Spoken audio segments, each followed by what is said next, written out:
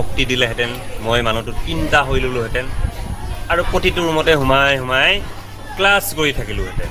এয়া চাওক, এইসকল আমাৰ ক্লাছ 7ৰ ষ্টুডেণ্ট। ইহঁতৰ সকলোৰে এটা সপোন আছে, পঢ়িবলৈ আহিছে, কিন্তু শিক্ষক নাই।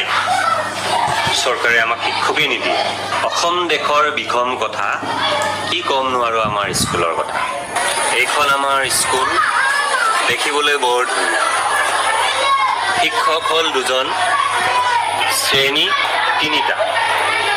আপোনালোকে চাওক চৰাইদেউ জিলাৰ শিক্ষা ব্যৱস্থা। মই এজন এইখন বিদ্যালয়ৰ শিক্ষক, বৰ দুখেৰে ক'ব লগা হৈছে। আগতেও নিউজো কৰিছোঁ বহুত, তথাপি দুখেৰে ক'ব লগা হৈছে আমাৰ 3টা ক্লাছ আছে আৰু শিক্ষক আছোঁ মই অকলে। মই এতিয়া ক'ত সোমাম, কাক পঢ়াম? তো হেড ছাৰ গ'ল মিটিং, তো এতিয়া মই অকলশৰীয়া। ভাবিছোঁ এইফালে আছে 8, ইয়াতে সোমাম। এইফালে আছে 6তে সোমাম আৰু এইফালে আছে 7ত সোমাম। ভগৱানে যদি মোক এটা শক্তি দিলেহেঁতেন মই মানুহটো 3টা হৈ ল'লোহেঁতেন আৰু প্ৰতিটো ৰুমতে সোমাই সোমাই ক্লাছ কৰি থাকিলোহেঁতেন। সঁচাকৈ কিমান ভাল হ'লহেঁতেন। আমাৰ বিদ্যালয়ৰ এইটো 7ৰ ৰুম। এয়া চাওক, এইসকল আমাৰ ক্লাছ 7ৰ ষ্টুডেণ্ট। ইহঁতৰ সকলোৰে এটা সপোন আছে, ডাঙৰ মানুহ হোৱা। পঢ়িবলৈ আহিছে, কিন্তু শিক্ষক নাই। চৰকাৰে আমাক শিক্ষকেই নিদিয়ে। আৰু এইফালে চাওক, এইটো হ'ল ক্লাছ 6ৰ শ্ৰেণীকোঠা।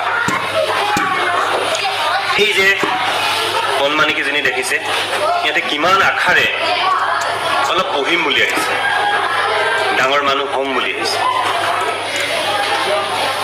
কিন্তু সিহঁতৰ সপোনবোৰ ভাঙি যাবলৈ নিদিব। আৰু এয়া চাওক, এতিয়া মই 8ম শ্ৰেণীৰ কোঠালৈ আহিছোঁ। এইটো হ'ল আমাৰ 8ম শ্ৰেণী।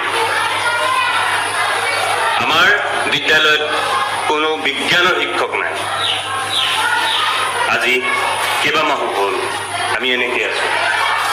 আৰু পিছত যদি কয় এইসকল ষ্টুডেণ্ট, চৰকাৰী স্কুলৰ ষ্টুডেণ্ট মেট্ৰিকত যদি বেয়া কৰে, পিছত যদি দুখ টিচাৰবিলাকক দিয়ে, হ'ব জানো?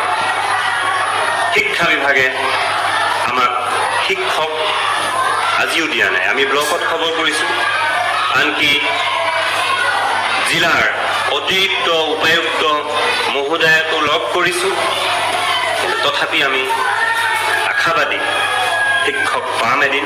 কিন্তু কেতিয়া পাম? আমিতো এনেকৈ সদায় ৰৈ থাকিব নোৱাৰোঁ। আমাৰ পঢ়াবোৰ থমকি ৰৈছে ক'ৰবাত।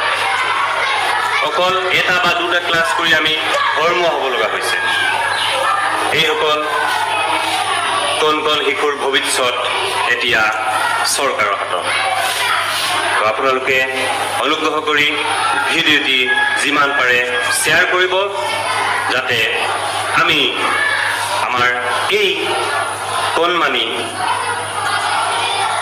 এই শিশুসকলৰ ভৱিষ্যত যাতে আমি উন্নত কৰিব পাৰোঁ। কাৰণ শিক্ষাইহে এটা জাতিৰ ভৱিষ্যত নিৰ্ণয় কৰে। শিক্ষা নহ'লে একো নাই, শূন্য। ধন্যবাদ। জয় আই অসম।